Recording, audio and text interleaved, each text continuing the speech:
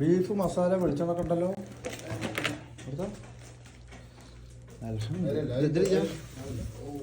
ഓ മോനെ എല്ലാരും അറിയിക്കോട്ടെ.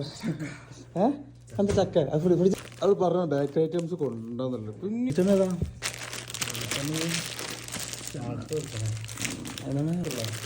മുളക് പൊടി പിന്നെ ബേക്കറിയാണ്.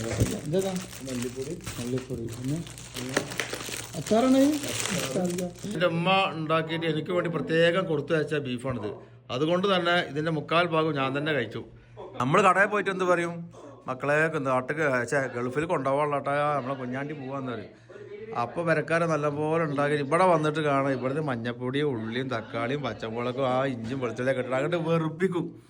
ആ പരിപാടി ചെയ്യല്ലേ മക്കളെ. ഇതുണ്ടല്ലേ, ഇതെന്താണെന്ന് അറിയില്ലേ, ചക്കക്കുരു എടുത്ത് അവൻ ചക്കയും കൊടുത്ത് അതും കഴിച്ച്. അൽഹംദുലില്ലാ.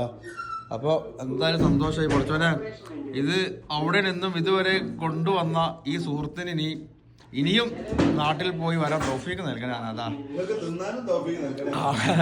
ഇത് ഉണ്ടാക്കി കൊടുത്തിട്ടുള്ള അവൻ്റെ ഉമ്മാക്ക് നീ ദീർഘായുസ് കൊടുക്കണം. അതാ എല്ലാവിധ ആഗ്രഹങ്ങളും സാധിപ്പിച്ചു കൊടുക്കുക. അതുപോലെ തന്നെ ഇനിയും ഇതുപോലെ റൂമിൽ നിന്ന് ആരൊക്കെ നാട്ടിൽ പോകുന്നുണ്ടോ ഇതുപോലെ അവൻ്റെ വീട്ടുകാർക്ക് കൊടുത്തു അയക്കാൻ മനസ്സ് ഒതുക്കുന്നത്. അതാ